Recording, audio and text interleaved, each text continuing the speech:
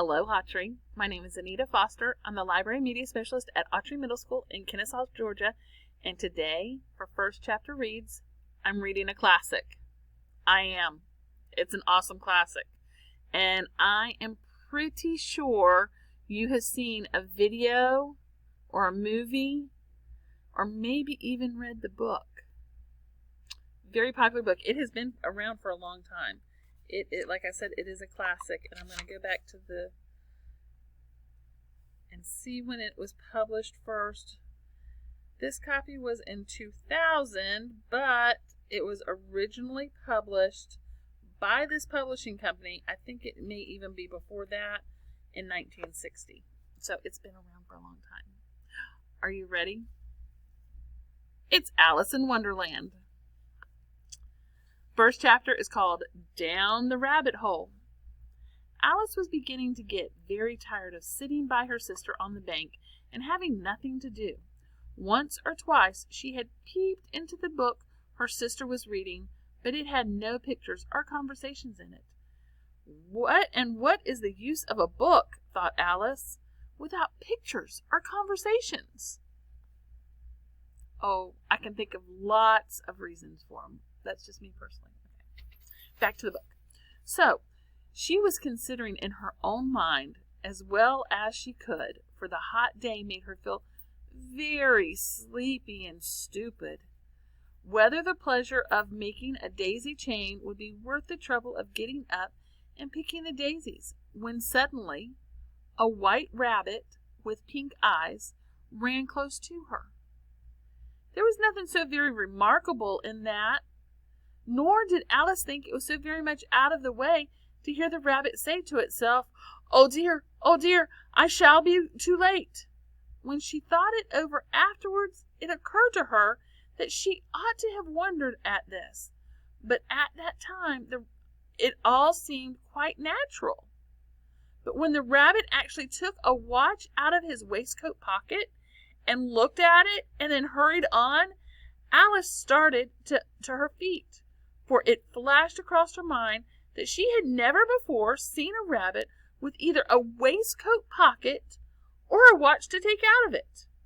And burning with curiosity, she ran across the field after it, and was just in time to see it pop down a large rabbit hole under the hedge. In another moment, down went Alice after it, never once considering how in the world she was to get out again. The rabbit hole went straight on like a tunnel for some way, and then dipped suddenly down, so suddenly that Alice had not a moment to think about stopping herself before she found herself falling down what seemed to be a very deep well. Either the well was very deep, or she fell very slowly, for she had plenty of time as she went down to look about her and to wonder what was going to happen next. First she tried to look down and make out what she was coming to, but it was too dark to see anything. Then she looked at the sides of the well and noticed that they were filled with cupboards and bookshelves. Here and there she saw maps and pictures hung upon pegs. She took down a jar from one of the shelves and as she passed it, and it was labeled orange marmalade. But to her great disappointment, it was empty. She did not like to drop the jar for fear of killing somebody underneath, so she managed to put it into one of the cupboards as she fell past it. Well, thought Alice to herself, after such a fall as this, I shall think nothing of tumbling downstairs. How brave they'll think me at home. Why, I wouldn't say anything about it, even if I fell on the top of the house, which was very likely true. Down, down, down, would the fall never come to an end? I wonder how many miles I've fallen by this time, she said aloud. I must be getting somewhere near the center of the earth. Let me see. That would be 4,000 miles down, I think. For you see, Alice had learnt several things of this sort in her lessons in the schoolroom. And though this was not a very good opportunity for showing off her knowledge, as there was no one listening to her, still it was a good practice to say it over. Yes, that's about right, the right distance, but then I wonder what latitude or longitude I've got to. Alice had not the slightest idea what latitude was, or longitude either, but she thought there were nice grand words to say. Presently she began again, I wonder if I shall fall right through the earth. How funny it'll seem to come out among the people that walk with their heads downwards.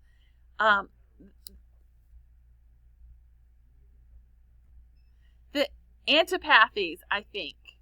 She was rather glad that there was no one listening this time, as it didn't sound at all like the right word.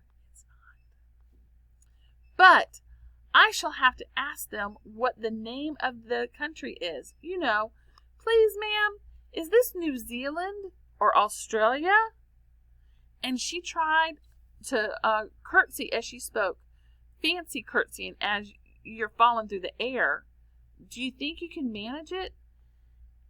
And what an ignorant little girl she'll think me for asking. No, it'll never do to ask. Perhaps I shall see it written somewhere.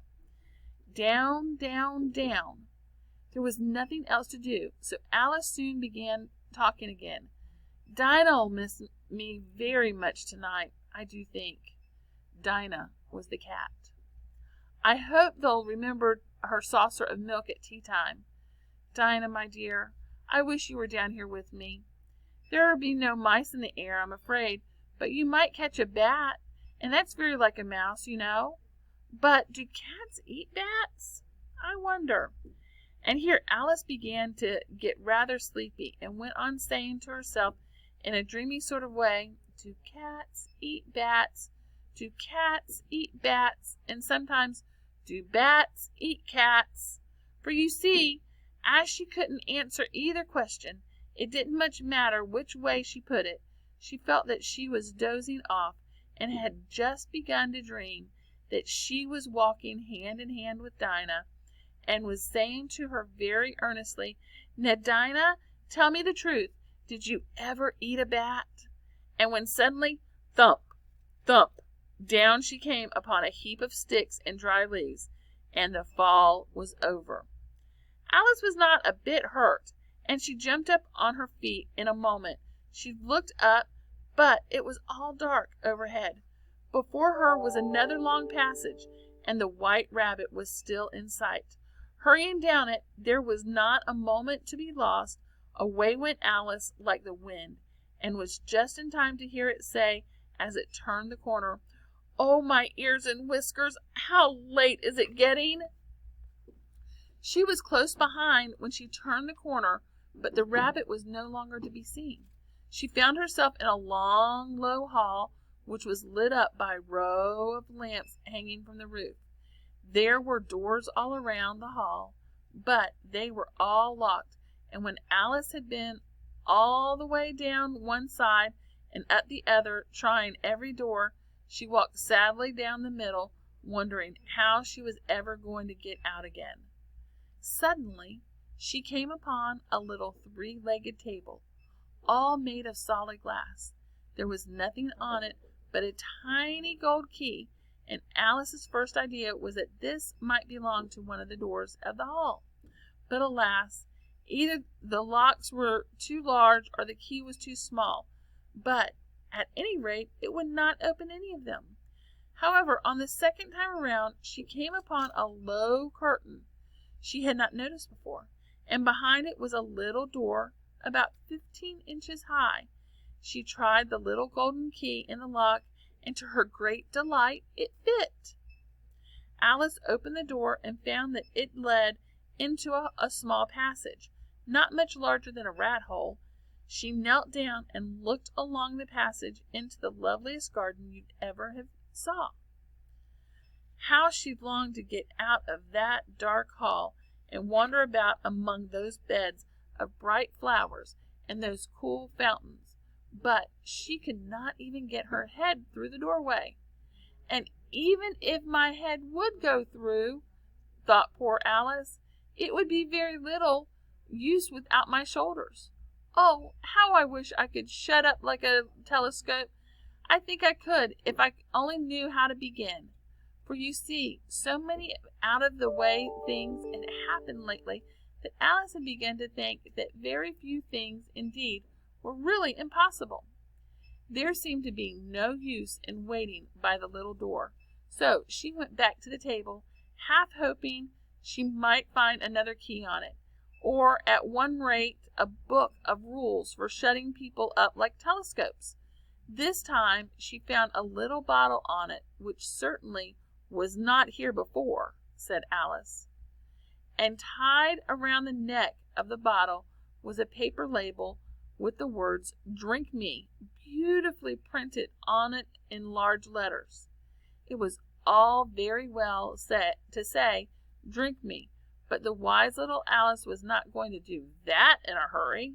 "No, I'll look first," and she said, "and see whether it's marked poison or not," for she had read several nice little stories about children who had got burnt and eaten up by wild beasts and other unpleasant things, all because, sorry, I gotta turn the page, and they're stuck together, they would not remember the simple rules their friends had taught them, such as that little red hot poker will burn you if you hold it too long, and that if you cut your finger very deeply with a knife it usually bleeds.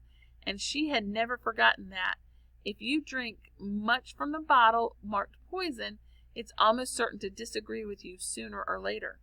However, this bottle was not marked poison, so Alice ventured to taste it, and finding it very nice, and it had in fact a sort of mixed flavor of cherry tart, custard, pineapple, roast turkey, toffee, and hot buttered toast, she very soon finished it off.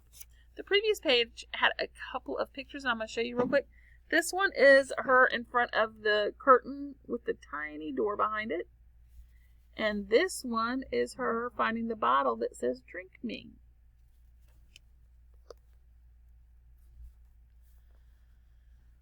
"What a curious feeling," said Alice. "I must be shutting up like a telescope." And so it was indeed. She was now only 10 inches high, and her face brightened up at the thought that she was now the right size for going through the little door into the lovely garden. First, however, she waited for a few minutes to see if she was going to shrink any further. She felt a little nervous about this, for it might end, said Alice herself, in my going out altogether like a candle. I wonder what I should be like then. And she tried to fancy what the flame of a candle would look like after the candle is blown out, for she could not remember ever having seen such a thing. After a while, finding that nothing more happened, she decided on going into the garden at once. But alas, for poor Alice, when she got to the door, she found she had forgotten the little golden key, and when she went back to the table for it, she found she could not possibly reach it. She could see it quite plainly, though, through the glass, and she tried her best to climb up one of the legs of the table, but it was too slippery, and when she had tried herself without trying, the poor little thing sat down and cried. "Come there's no use in crying like that," said Alice to herself, rather sharply. "I advise you to leave off this minute." She generally gave herself very good advice, though she very seldom followed it. And sometimes she scolded herself so severely as to bring tears to her eyes. And once she remembered trying to box her own ears for having cheated herself in a game of croquet she was playing against herself, for this curious child was very fond of pretending to be two people. But it's no use now, thought poor Alice, to pretend to be two people. Why, there's hardly enough of me left to make one respectable person. Soon her eyes fell on a little glass box that was lying under the table. She opened it, and found in the very small cake on which the words "Eat Me" were beautifully marked in currants. "Well, I'll eat it," said Alice, "and if it makes me grow larger, I can reach the key, and if it makes me grow smaller, I can creep under the door. So either way, I'll get into the garden, and I don't care which happens." She ate the little bit and said anxiously to herself, "Which way? Which way?"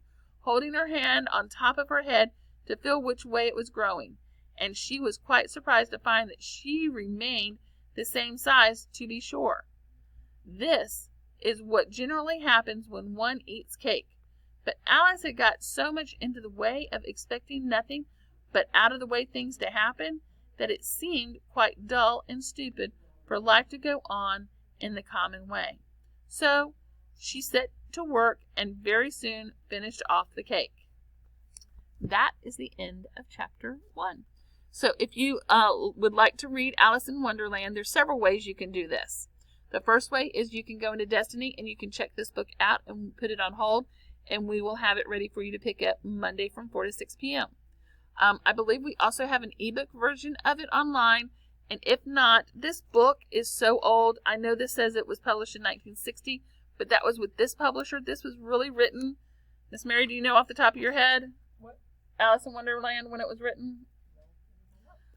It was written so long ago that it's no longer under copyright, and there's a lot of electronic versions of it that you can find just if you, it was written in 1865. 1865. So if you want to read this, I'm sure like books.google.com has a copy of it that you can read. I have not checked that, but I'm pretty sure that they do. But there's a lot of ebook versions of it floating around out there that are free. So you can check it out with us. You can read it online in an ebook version, or you can read it through our ebook version, because I think we have one. All right, Autrey, I hope you have a great day. Pick up a book. Take a look. It's in a book. And read.